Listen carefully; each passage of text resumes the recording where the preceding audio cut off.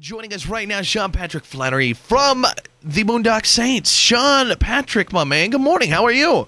Hey, I'm good. Thanks for having me, man. No problem. I'm a huge Boondock Saints fan, so I'm stoked about the sequel. Is it fair to say it's a sequel?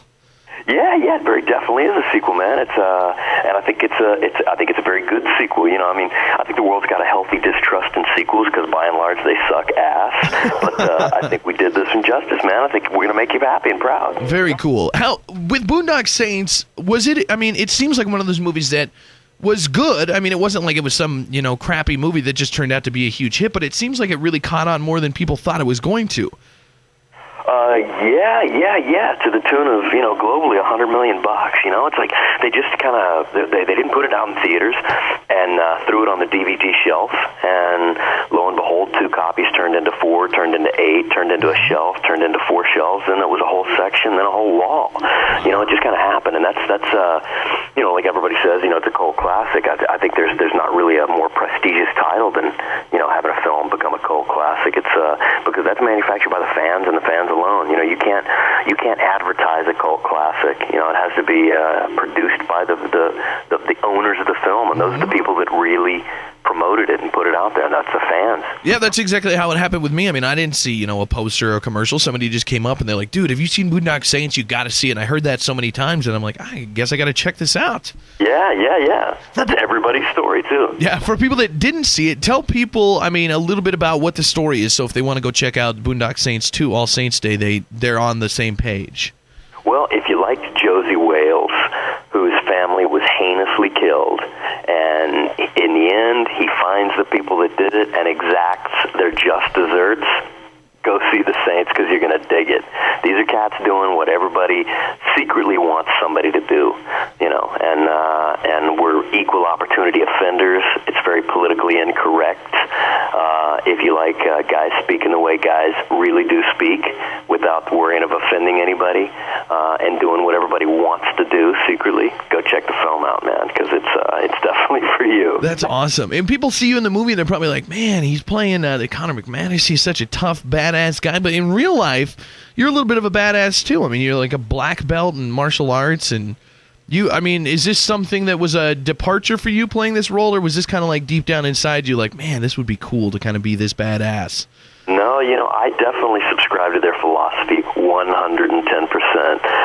I'm probably the biggest subscriber on the entire set, even more so than the guy that wrote it. So, I believe in what these cats are doing. I think there should be some Saints in every city.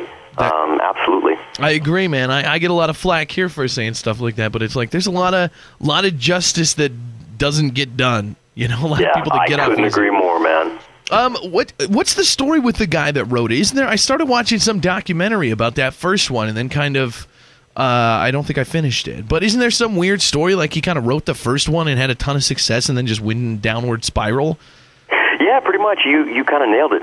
He wrote a script that was chased by every studio in Hollywood. Harvey Weinstein or Stein, or however you say his name, bought Troy a bar to get the script. They were looking to cast everybody from Matt Damon to Marky Mark. I think they were even auditioning the Funky Bunch, and how I got the role. I met with Troy, we hit it off, and he kind of campaigned for me.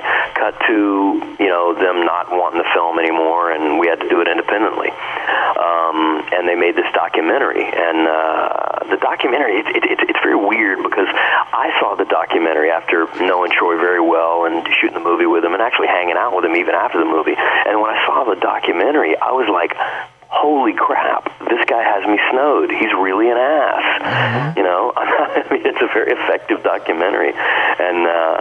But the truth is, it's like, Troy's a good dude, man. He's a creative dude. He's a good guy. At the end of the day, he made a sequel, and not 50, not 75, not 98, but 100% of the people came back, So he is fully involved in this sequel. It's not like he's crazy and off on his own thing. Like, he's totally a part of this one? Yeah, no. He's 100% solid, lucid cat. Yeah, cool. And he's the driving force behind the first one and the second one. Nothing's changed. The entire cast and crew's back, you know. And it's not, and this one is just as good as the first one. It's not like, you know, he saw the success of the first one and, you know, tried to slap something together to capitalize on that success. This one's good standalone. Absolutely. I mean, none of us wanted to be a part of something like that. You know, none of us wanted to be a part of, like, let's just get one out there and cash in. You know, I mean, because it's, you know, it's very rare when you make something that's, like we were talking about earlier, it's a cult classic or a hit like that. You have to treat it with, you know, special gloves on. You know, you don't want to taint or contaminate anything. You want everybody to go see it. It's such a rare opportunity that, you know, we all kind of, you know, saw the script, signed off on it. It was one of, you know, it was the fifth incarnation that I'd read.